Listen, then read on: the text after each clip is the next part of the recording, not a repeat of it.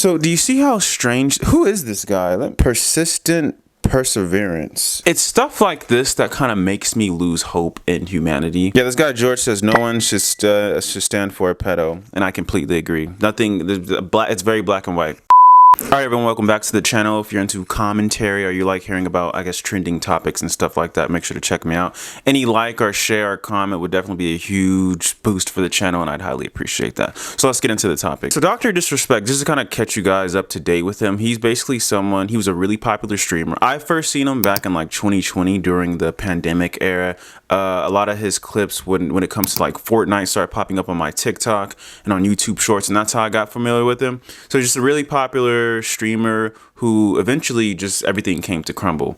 So apparently he had been texting a minor. Mind you, this man he's 42 now, so I think around this time he was in his 30s. But he had been texting a minor, and this was like back in 2017, but it didn't come about till sometime later.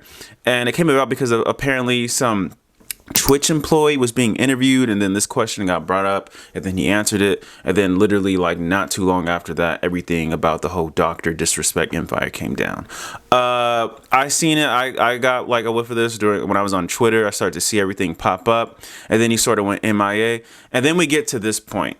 Okay, that was just a quick summary. Famous popular streamer caught texting a minor, goes MIA, and then now he's back, and he posted this really interesting image that I'm going to show you right here. So this is him apparently playing chess and everyone's playing checkers, and I guess this is supposed to be his comeback he's going to do soon. Now I don't know if YouTube is actually going to support something like this, you know, especially since he's like a legit predator, right? I don't know. I think like the only platform that might support behavior like this is Kick. As you know, Kick has a lot of ridiculous stuff on it, so that's like kind of the only platform I see him doing anything. What frightens me most about this is how he still has supporters. You would think once someone is like a known predator, right? Someone who essentially just is going after children, they wouldn't have any support anymore, but he still does. And we're gonna do what we do on my channel. We're gonna go through the comments and talk about what people are saying, and I'm gonna put in my 2 cents on the feedback. So let's do it. We got this hilarious comment right here where someone says, "How are you, buddies?" And then you see "Welcome, Chris Tyson." And we have Dr. Disrespect in there. For you guys who don't know, so Chris Tyson is Mr. Beast's best friend, or was Mr. Beast's like really close friend. So I guess day one friend who's been there since the beginning of Mr. Beast world.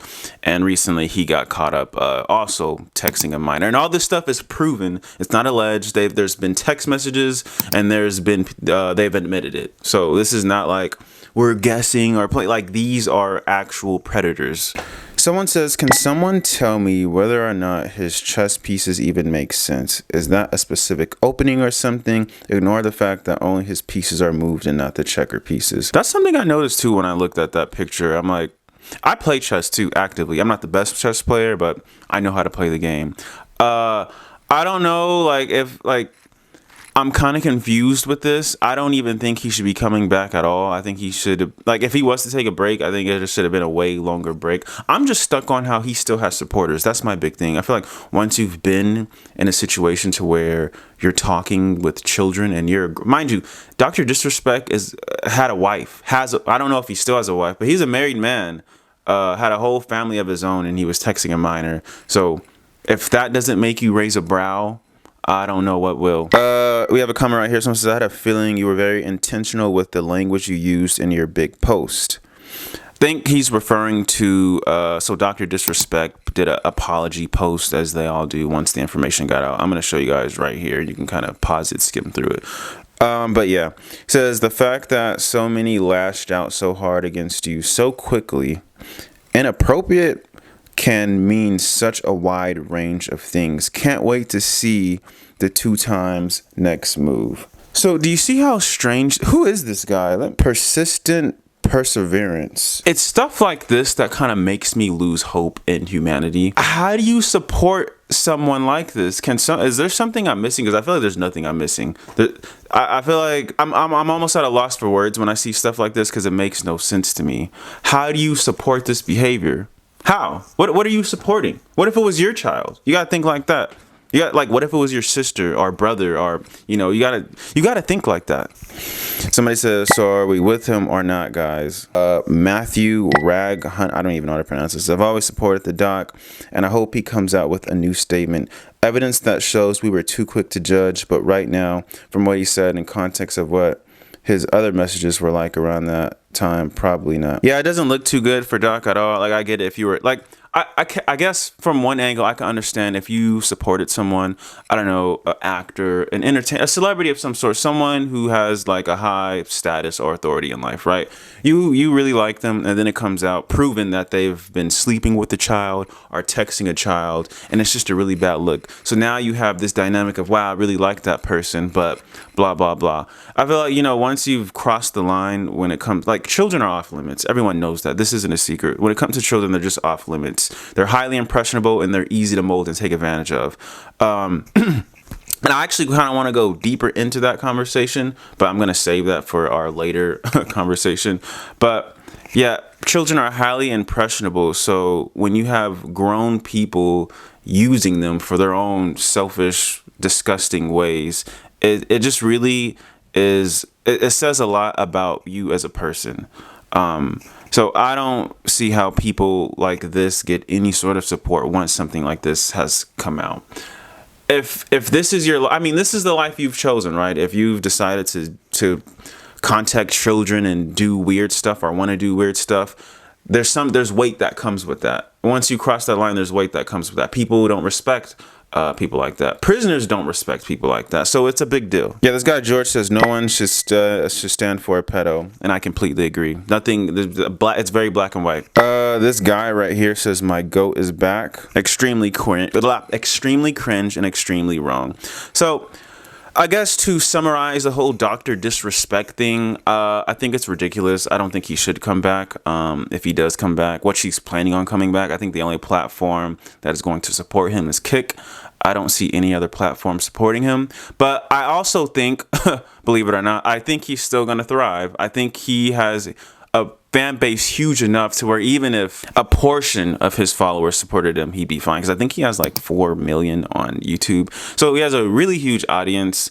And as we all know and have all seen, that not everybody is right in their mind. So I think he's still gonna, as long as he can, stream, I think he'll be fine, unfortunately.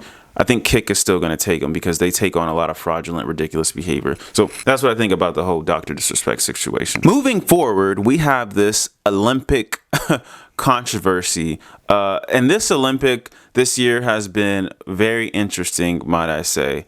So I want to say, just before we get into certain topics, we have had the interesting... What was it? There was like what was considered among Christians blasphemy, where these I think people in the LGBTQ plus community did like the last dinner type of thing, and people were really angry about that. And then we have this volleyball player who, I want to make sure I get his name right, so bear with me. I want to make sure I get his name right. I don't want to mess it up. Steven Van de Velde. So if you guys aren't familiar with Steven Van de Velde, and I actually just found this out as I was researching the Olympics and everything that's going on. So Steven Van de Velde is a convicted child rapist and sex offender who was sentenced to 4 years prison in 2016. He ultimately served 13 months in jail before being released in 2017. And this guy has been able to perform in the Olympics, which is crazy. It's like very eye-opening. Now we're starting to see, I'm like, with everything that's gone on this year, I'm starting to really look at I'm starting to side-eye the Olympics. I'm like, I don't see why you would think that let me keep reading. Let me keep reading. Van de Velde was sentenced to 4 years in prison. In 2016, he pleaded guilty to 3 counts of raping a child in the United Kingdom. Initially, Van de Velde believed the girl was 16 years old, but she eventually told him she was actually 12.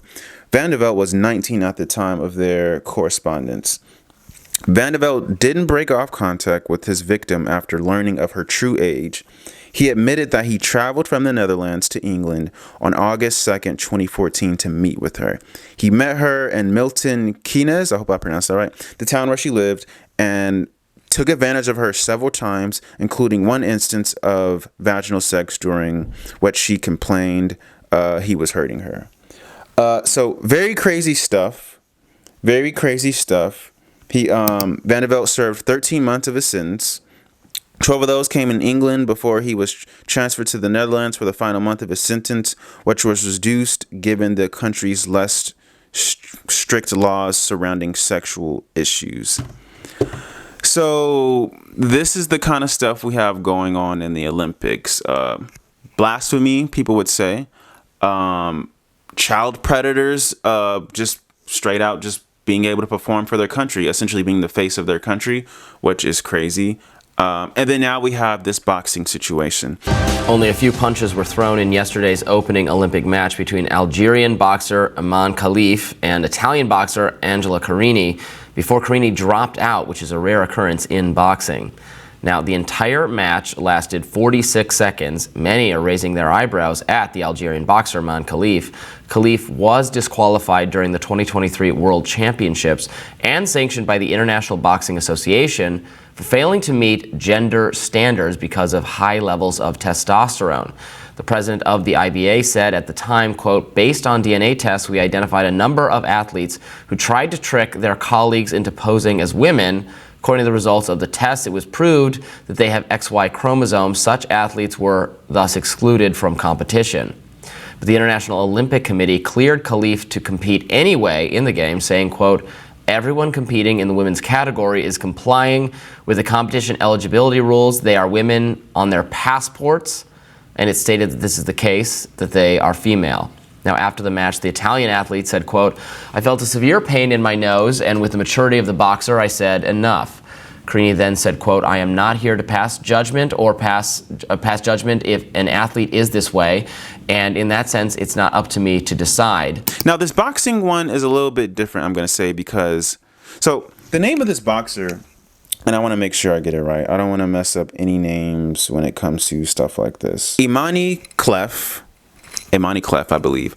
So the whole thing is everyone's saying Imani Clef is a man, a trans woman, right? And she or he shouldn't be allowed to box, right? And so Twitter really ran with this, really ran with this. That's all you see. So I myself said, of course, I like to look into stuff just to make sure I'm getting everything right. Mind you, this boxer is from Algeria. Algeria is a very conservative place. I don't even think they would allow a trans person to compete for them. So that's just something to keep in mind there for you guys. And then I went to, her Instagram. I try to see, is she really a man and blah, blah, blah. Like, does she have a picture of her boyfriend, maybe husband? I don't know, just to kind of see. And she has one of those faces and body types where it's kind of like, what's the word, androgynous? I hope I said that right. Where they can kind of pass for both. So you don't really know. And that's kind of the vibe. And I was going through the comments, everyone saying she this, you're beautiful, you're amazing, you're a great, woman role model and stuff like this. Just a whole bunch of support and normal stuff. But I haven't seen anything as far as her being a man, and it was hard to tell. And so I'm like, where are people getting this information from?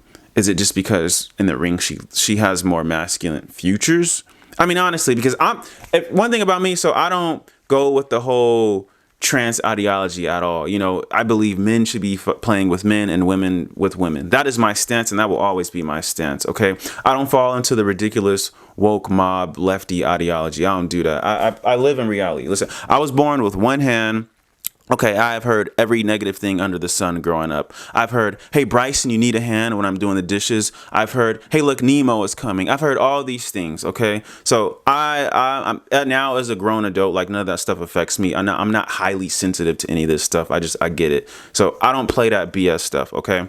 So anyway, I looked into this, and I haven't seen anything about her being a man. Yes, she looks more masculine and has more masculine features and whatnot, but I can't really tell you if she's a man or not. I really can't. As far as I'm concerned, she's a woman. Now, maybe her opponent, it was too much for her. I mean, we've seen Mike Tyson, for example. We've seen Mike Tyson, you know, knock people out, and they say he was a little different. Or even other highly competitive boxers say things, and people are like, yeah, they were different, or blah, blah, blah. So I'm just trying to say, like, you guys, before you just start screaming at the top of your lungs and whatnot, you got to get things right. You got to get things right and look into it yourself. Don't just go based off what's trending. If something is trending, or look into it yourself, judge it for yourself, and move from there. That's what I did. Okay. And what I looked into, like, she just looked like, it seemed like she's a woman with more masculine features. Now, I could be wrong.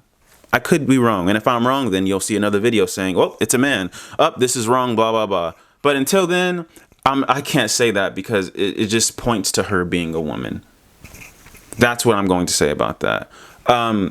So I'm going to leave it at that. If you guys have enjoyed the video, make sure to like and subscribe. Let me know what you guys think of these controversies. Let me know what you guys think of the whole Dr. Disrespect situation. And you'll see me in the comments down there, you know, talking about whatever, you know. Just let me know what you guys think, and I'll see you guys next time.